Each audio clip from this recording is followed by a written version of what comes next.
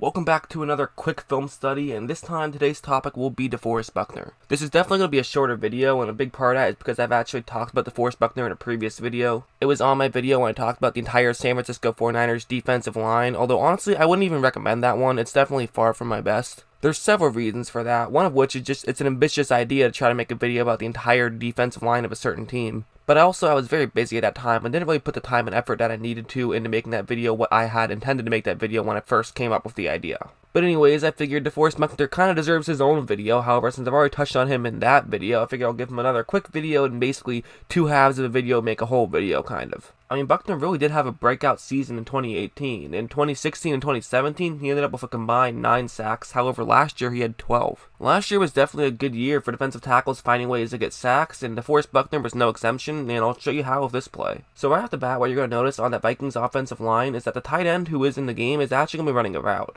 So because of this now means that the left guard and left tackle are each going to have one-on-one matchups with the two San Francisco 49ers who are on that left side of the screen, and more importantly, DeForest Buckner now has a one-on-one matchup.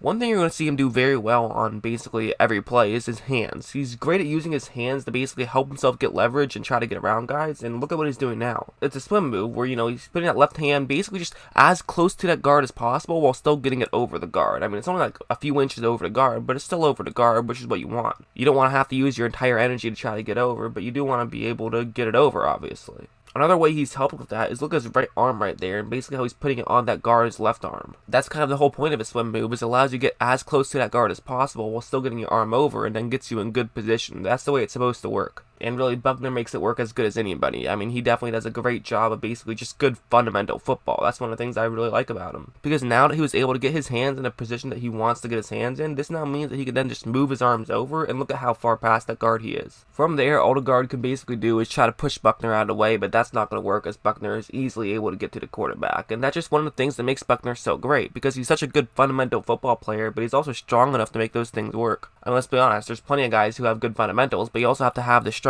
to then capitalize on those fundamentals, and Buckner does both, and as you saw from that play.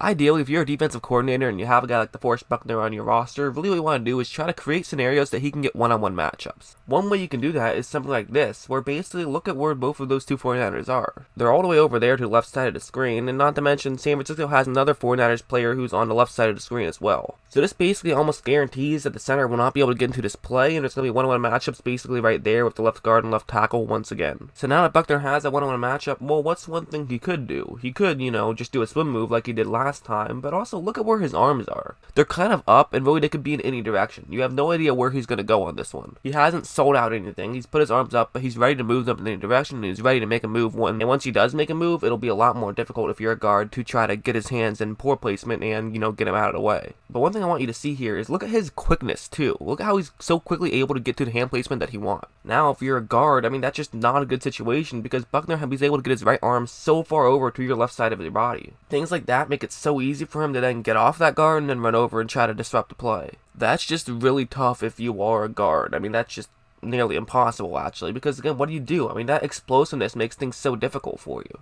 I mean, he has the strength that if he gets a good hand placement, then you could be just dead and gone, but he also is so explosive at moving his arms that he's able to get good hand placement so frequently. One last play to really show you his strength, and yes, I know, just one last play. This really isn't a long video at all. I'm just touching on it. Buckner's on the right side of the screen this time, so he's going to go up against the right guard, obviously, and basically take a look at what's going to happen once this ball is snapped. Essentially what Buckner's going to do is try to get all of his power right there on that right guard's left side of his body. This is just going to be a strength versus strength battle, essentially. Can Buckner basically just push off that guard, create enough space that he can move over and then get to Mahomes? And the answer is going to be, well, yeah. I mean, he didn't get to Mahomes. Mahomes got the ball off quick enough, but he was able to have the strength to push off that guard. That's kind of what makes him such a valuable player, is his strength. I mean, again, he can disrupt these plays so frequently that he makes him such a valuable tool on that San Francisco 49ers defensive line. That's kind of one of the reasons why I think that 49ers team is going to be very good next year. I mean, my one concern is they didn't really do a lot in terms of adding safeties. I think that's one move I would have made if I was a San Francisco 49ers general manager. But they definitely made a ton of moves in terms of just bolstering that defense as a whole and making that team entirely better as a whole.